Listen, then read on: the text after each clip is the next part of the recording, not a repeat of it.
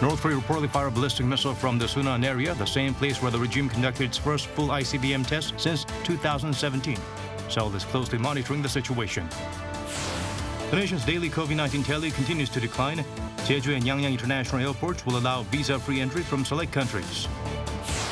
Russian missiles struck 3 power stations in Lviv, causing blackouts. Evacuation efforts continue at the steelworks in Mariupol.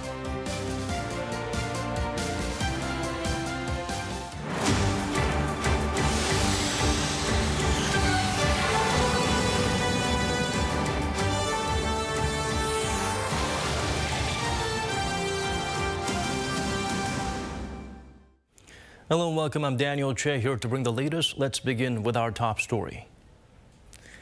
North Korea fired a ballistic missile again. The 14th such launch this year happened while South Korean lawmakers were holding a confirmation hearing for the defense chief nominee. Bae Eun-ji starts us off. At about 12 p.m. Wednesday, South Korea's Joint Chiefs of Staff announced in a text message to reporters that North Korea fired a ballistic missile toward the East Sea. Our military detected one ballistic missile that was fired toward the East Sea from the North Sunan area this afternoon. That's the same area in Pyongyang where the North on March 24th conducted its first full ICBM test since 2017.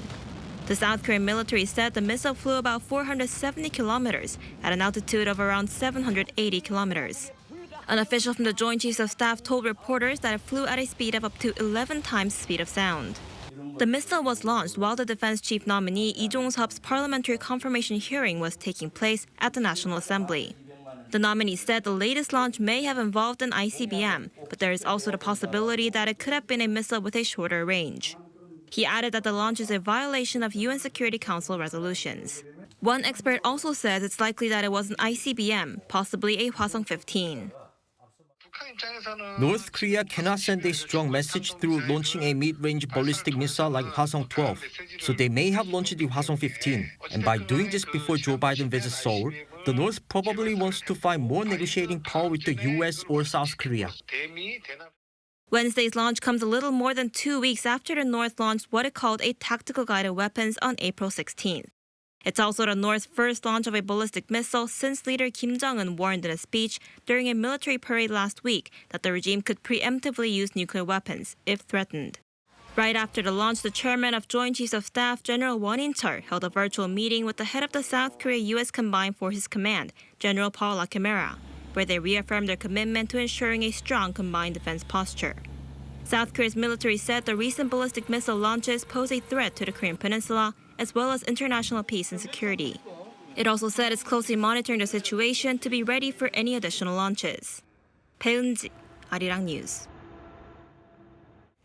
Top envoys of Seoul and Washington condemned North Korea for the missile test. No Gyu-dak and his American counterpart Sung Kim addressed the issue over the phone, calling it a clear violation of UNSC resolutions. They also called on the regime to return to dialogue. The National Security Council strongly condemned the launch during an emergency meeting and vowed to respond resolutely to any threat based on South Korea's own defense capability and a solid alliance, especially with the inauguration of the new government coming up. Ahead of the meeting, President Moon Jae-in ordered officials to be thorough in their response under close coordination with the U.S. The Presidential Transition Committee strongly condemned North Korea's ballistic missile test. They called it an outright violation of UNSC resolutions as well as provocations that threaten peace not just on the peninsula, but in East Asia and the international community. The committee urged the regime to immediately stop raising tensions. It added the incoming administration will arrange more fundamental control measures against North Korea's nuclear and missile threats and will work with the international community based on a thorough coordination with the U.S. More confirmation hearings are held. The defense minister nominee took center stage. Lee Jong-seop emphasized the need for extended deterrence against North Korea and suggested OPCON transfer should take place gradually. Lee Kyung-un brings the highlights from that session. Defense Minister nominee Lee Jong-seop, once he takes office, will be in charge of South Korea's national security at a time of increasing missile and nuclear threats from the North. The former three-star Army general during his parliamentary hearing on Wednesday emphasized strengthening the Seoul-Washington alliance as his top priority, President-elect Yoon's key security policy. At this stage, South Korea lacks the ability to counter the North's nuclear threats, so it is necessary to make the most of the U.S.'s extended deterrence strategy. But in the long term, the nominee says South Korea will need to strengthen its own capabilities. And Lee believes once they reach a certain level, South Korea can fully take back its wartime operational control, also echoing Yoon's take it slow approach on the matter. I believe the operational control needs to return at the earliest, and to make that happen, South Korea will need to ramp up its efforts to meet the requirements. In a previous statement submitted to Parliament, Lee said one of those requirements is Seoul's ability to counter North's threats at an early stage. Lee, during the hearing, also cited the increasing security challenges behind the delay in the operational control transition plan. Despite admitting that there are heightened threats, Lee said Yoon's relocation of the presidential office from the current Blue House to the Defense Ministry compound in Yongsan won't cause any sort of security leakage, saying the defense posture remains intact.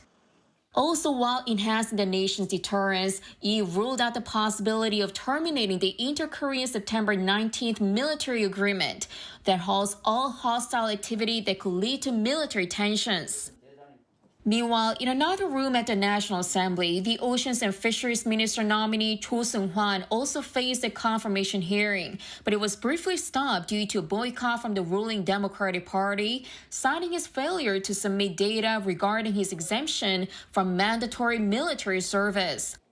Also due to a dispute over requested data, Justice Minister nominee Han Dong-hoon's hearing was pushed back to Monday. Ministers don't require parliamentary approval like Prime Minister, but there will be a report on each hearing, which the Parliament can either adopt or veto. The nominees can still be appointed even if their hearing reports are rejected. 이경은, Arirang News.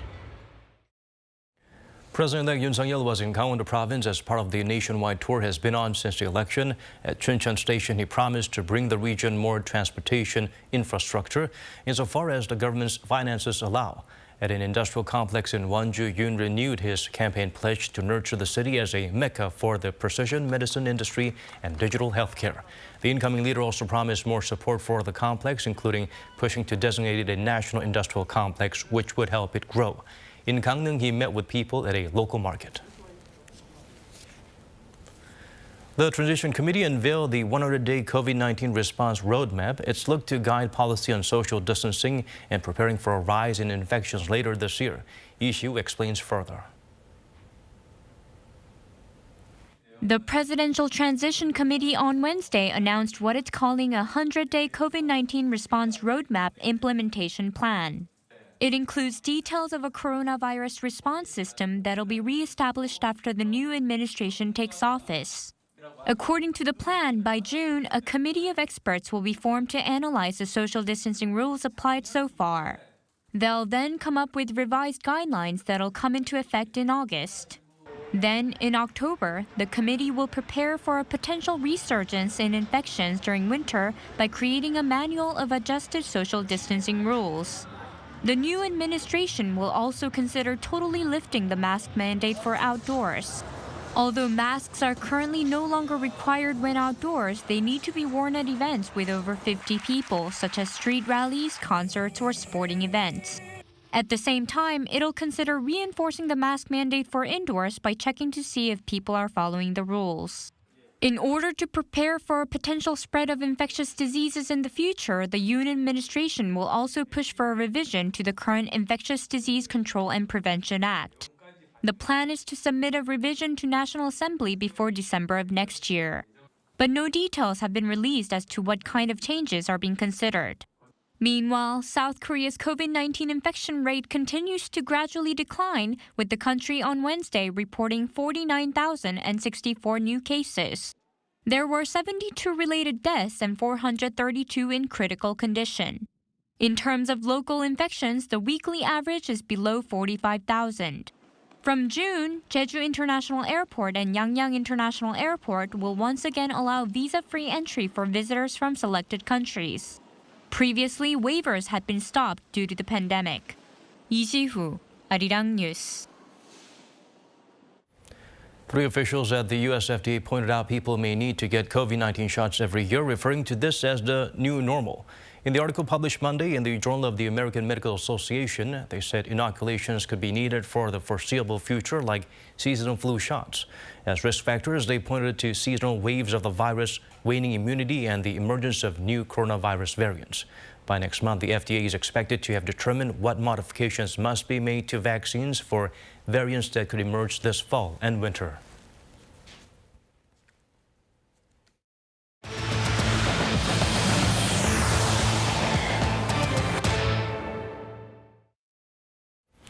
The EU proposed new sanctions, including a ban on Russian oil. Ukraine's leader urged global companies to cut ties with Moscow.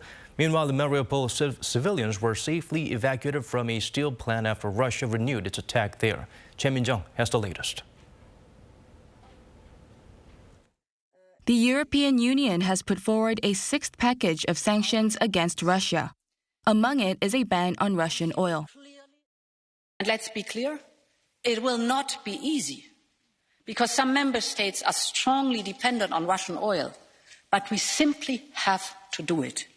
So today we will propose to ban all Russian oil from Europe. This will be a complete import ban on all Russian oil, seaborne and pipeline, crude and refined.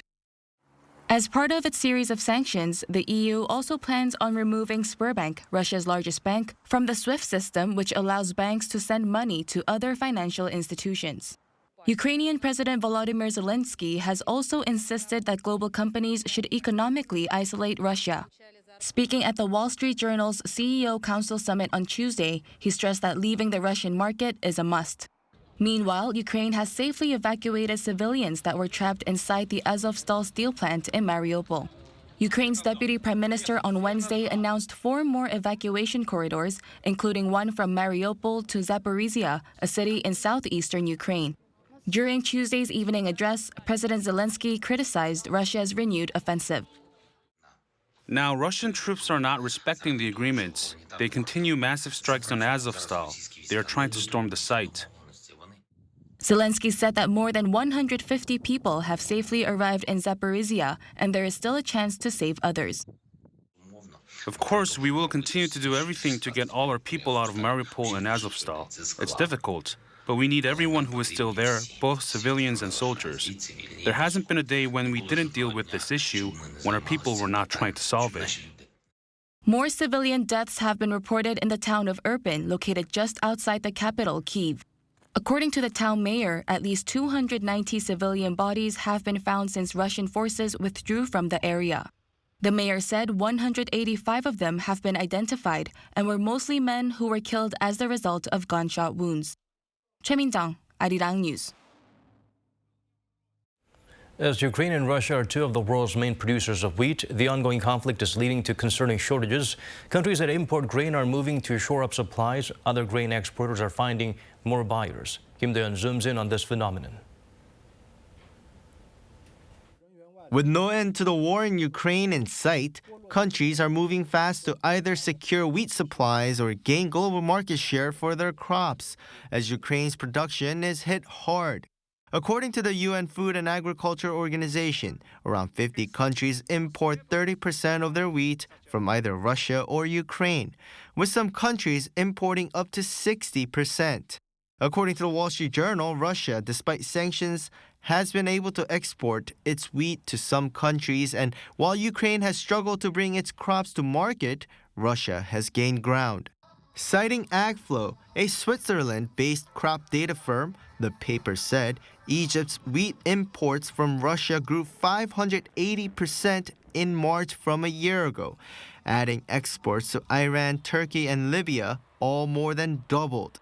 Other countries are also increasing their market share, with countries trying to gain new supply lines.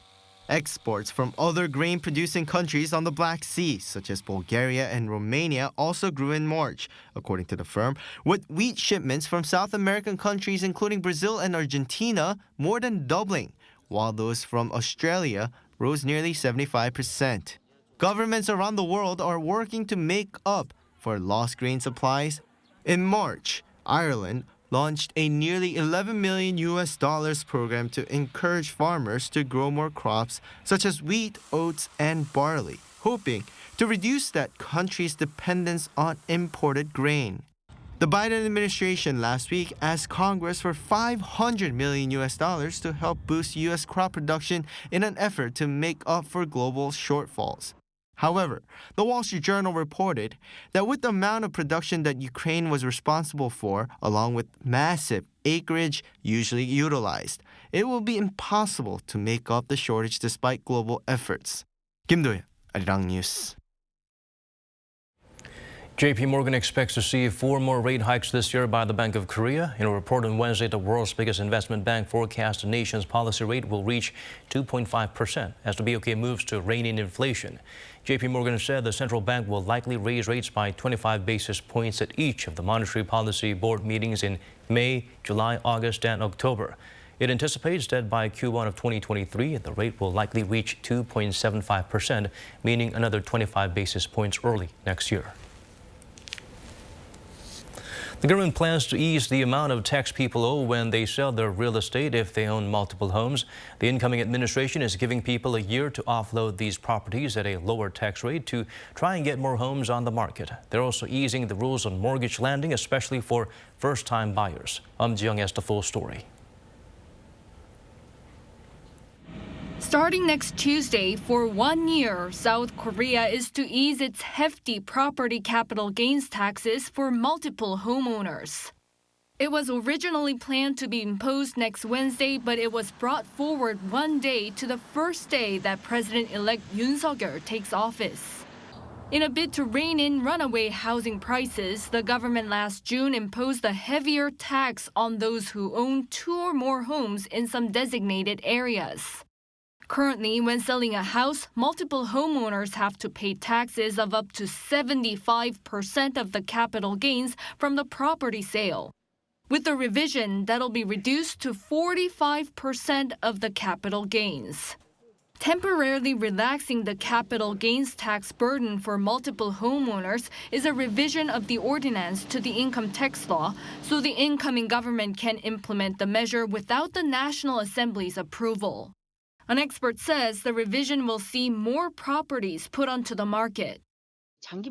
More properties are to come onto the housing market, but rather than those with high values of owning for them for the long term, it will be focused mostly on those on the outskirts of the capital. Also, the transition team pledged to ease mortgage rules for the first-time home buyers. The team announced on Tuesday they would raise the ceiling of the loan-to-value ratio by up to 80% for those people who are buying their first home. For those who own one property, the incoming government is to unify the loan-to-value ratio to 70% regardless of the region. Ji-young, Arirang News. Korean Air posted an all-time high operating profit for Q1 at around $622 million. It soared by more than 530% on year. The flagship carrier has notched record highs for 2 straight quarters, logging an operating profit of $556 million in the fourth quarter of 2021. This comes on the back of strong cargo deals, which account for most of Korean Air sales for the first quarter at $1.6 billion. Sales for passenger flights increased by nearly 130%, and pundits expect the figures to recover more quickly with countries easing antivirus restrictions. With more than 50 million people raising pets in South Korea, demand for related services are also peaking at record highs. These range from hotels to beauty services. Yoon has more on the evolution of the so-called pet economy. Pets are more than just animals. They are companions and even seen as family members by many people in South Korea. As a cat owner, I'm glad that more people are perceiving pets as family members. It's interesting how pet-related services are becoming more diverse. Data released by South Korea's KB Financial Group Research Institute shows that there were more than 6 million households with a pet in 2020. In line with that trend, the Korea Rural Economic Institute reported that the value of the pet industry was over $2.7 billion in 2020, up $1.1 billion compared to 5 years before. It also expected that the market will expand to more than $4.7 billion in 2027. And with this surge, the pet industry is also evolving in many ways as more businesses release products and services targeting pets. Hotels and resorts are introducing pet rooms, which allow guests to bring their pets and enjoy vacations with them. One resort even provides a variety of pet services, such as a pet school. With the number of single-person households increasing in South Korea, more pet owners are looking for pet schools where their pets can be looked after when they're not around. By attending pet schools, pets can learn how to socialize with other animals and people while enjoying regular physical activities with professional trainers. Pet beauty shops are also getting a lot of attention from pet owners. Experts carefully examine the animal's skin and fur in order to provide them with the best styling and even spa care services. Some cosmetic companies are also expanding their businesses to pet industry. One company has developed a range of products for pets, including a body mist, a facial mask pack, and even an ear cleaner. We listen to consumers' needs, like what they want for pet products. Our priority is safety, so that's why we focus on ingredients when making beauty products for pets. Dubbed the petconomy, a combination of the word pet and economy, experts say this trend is likely to continue. Pet humanization is a new phenomenon in South Korea. As more people tend to perceive pets as family members, the pet industry is forecasted to develop further. He added more services like nursing homes for pets could be introduced as well as the life expectancy of animals rises. Lee Hyun, Arirang News. They say prevention is better than cure, and that is precisely what a group of researchers here are hoping to do with regard to possible gas leaks at industrial plants. Cho Sung-min tells us more. A group of South Korean researchers have developed a type of technology that can detect gas leaks at industrial compounds. Composed of multiple layers of nanofibers, the small metallic sheet changes color to black once it enters a glass container full of hydrochloric acid. This time, the white sheet turned yellow when exposed to a different type of gas. According to the developers, the sheets are coated with special nanofibers highly reactive to specific gases. We developed this sensor by integrating color-changing pigments to a nanofiber sheet a thin as a 200th of a hair strand. With the relatively large area that the fibers can cover, they can detect even a small amount of gas. The sensors also consist of key materials used to prevent gas leaks at semiconductor and display plants. For the most optimal results, a set of sensors must be installed on each gas pipe, with each serving different purposes. The first sensor would monitor the fiber's color every 10 seconds, while the other would reassess the status of the gas and send a signal to the central monitoring system once it detects a leak. When leaks occur, the sensors are designed to open up a valve to house the toxic gas inside an empty container, thus preventing any fatal accidents. Our color-sensing nanofiber is embedded inside a safety device that prevents gas leaks, which helps detect potential leaks in advance. As gas leak-related incidents have taken their toll on South Korean chip and display plants, the new fiber sensors are seen as a reliable safeguard that can reduce accidents moving forward. Cho Sung-min, Arirang News.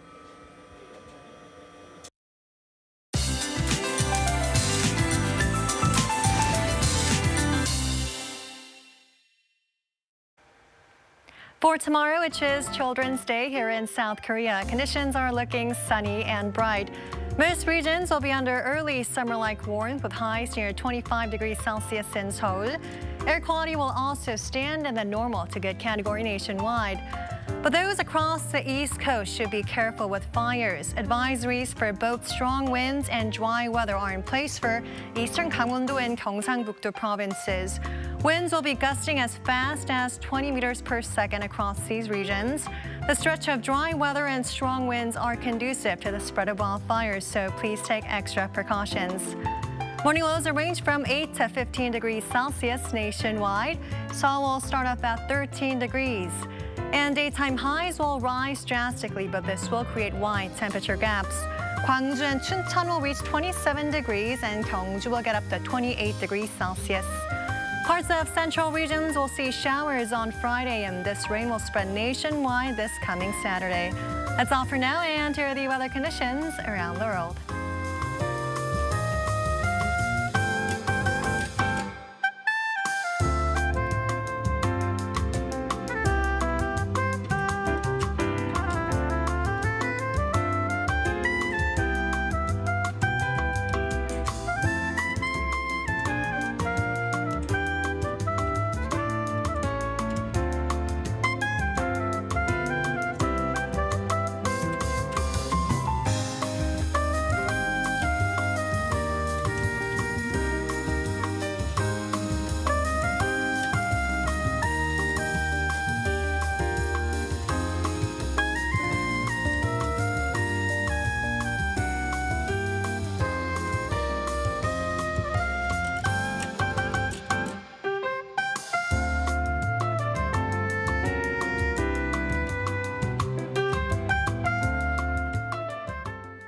And that's all from us. As always, thank you for watching.